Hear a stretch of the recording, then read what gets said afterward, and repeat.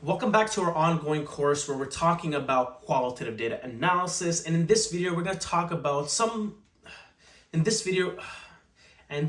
going to talk about a very common approach that many researchers use called thematic analysis. This analysis method is so commonly used that when you get a random research paper, they most likely use thematic analysis. But at the same time, it is also the most misunderstood method to analysis. Thematic analysis is a flexible tool for identifying and analyzing. In its very basic form, thematic analysis is a flexible tool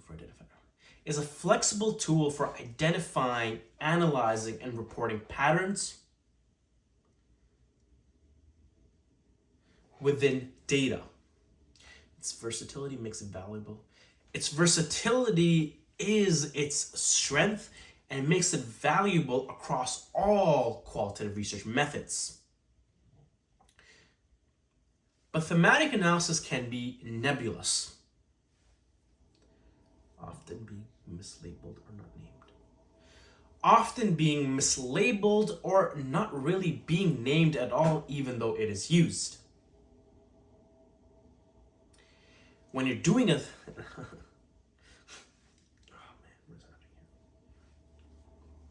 For example, a paper reports themes and the findings, but doesn't really.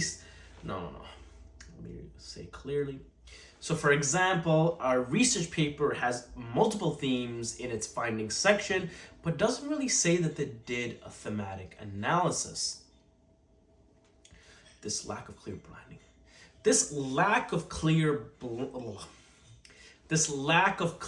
branding has led to some confusion about what thematic is. Has led to some confusion about what thematic analysis is and how it should be conducted. Themes do not simply emerge from the data.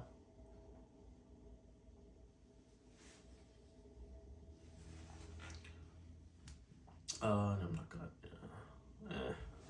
It's not really relevant. So reflexive thematic analysis is a specific type of thematic analysis that has been clearly outlined and defined in Brown and Clark's methodological texts. And I'm going to talk about that in a bit more detail. Reflexive thematic analysis is a specific approach that puts the researcher's role. It's a specific thematic analysis approach that puts the researcher's role in knowledge production at the center of the process. This method involves a conscious acknowledgement of research assumption. This approach involves a conscious acknowledgement of the researcher's assumptions, theoretical perspectives, and their influence on the analysis process. Themes are seen as creative outputs developed through. Themes are viewed as creative outputs developed through the coding process, reflecting the intersection of the data, the researcher's perspective, and the analysis and the analytical process. The process of reflexive thematic analysis is iterative and flexible. That's why so many different methodologies end up using it to some degree. But Brown and Clark in their methodological text provide 6 steps as a guide to conduct thematic analysis. And these 6 steps are more of a guideline rather than a rigid structure to follow step 1 to 6. So the first step is to familiarize yourself with the data. And we've heard this throughout the many videos, especially with the pilot coding especially about the pilot coding process. This initial phase involves immersing yourself in the data, reading and rereading to familiarize yourself, with the content, it's the stage where you start noting. It's the stage where you start noting ideas for coding. The second stage is generating your initial coding. So once you're familiarized, you begin coding. So once you're familiarized with the data, you start by coding and identifying features of the data that are interesting to you. This phase involves producing initial codes. This phase involves producing initial codes that lay the groundwork for identifying themes in later stages. Third is searching for themes. After coding, you start grouping codes into potential themes. After coding, you start grouping codes into After coding, you start to group codes into potential themes and subthemes.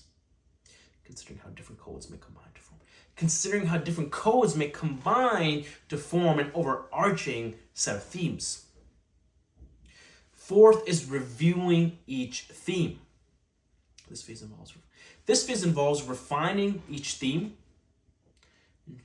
ensuring that they form coherent patterns and are distinct from each other. It's about really ensuring internal homogeneity within themes and external homogeneity between them. Fifth is defining the narrative of each theme. Fifth is defining and naming each theme. Once you have a set of coherent themes,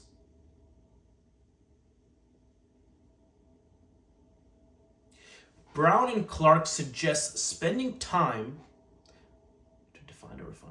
to define and refine what each theme is about,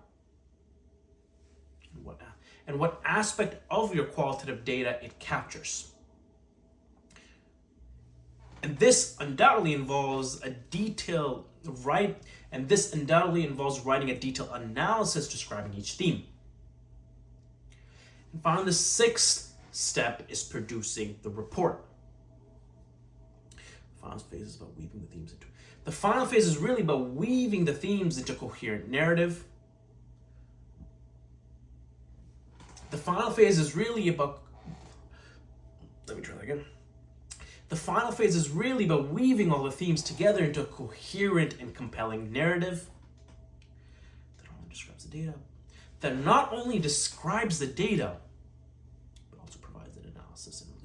but also provides an analysis, interpretation, and meaning in relation to your research questions.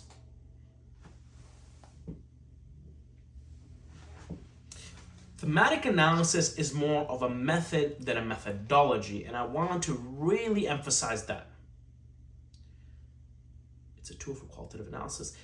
Think of it as a tool for qualitative analysis rather than a framework to guide us rigidly.